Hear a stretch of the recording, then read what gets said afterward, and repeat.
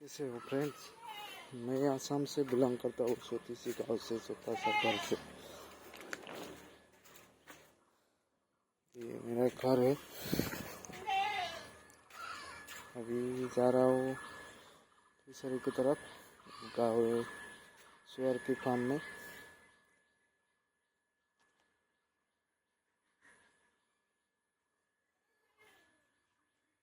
खाना लेके जा रहा हूँ।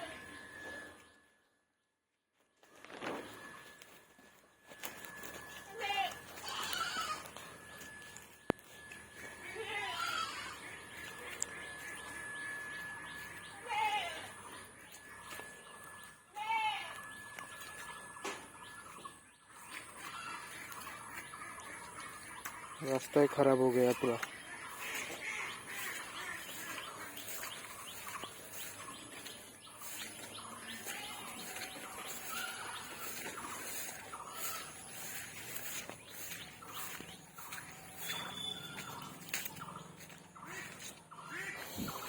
चारों तरफ पानी और पानी।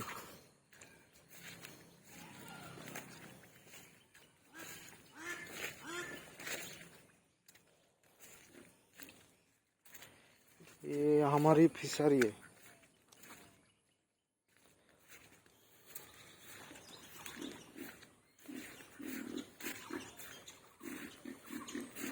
और ये सुअर का फार्म।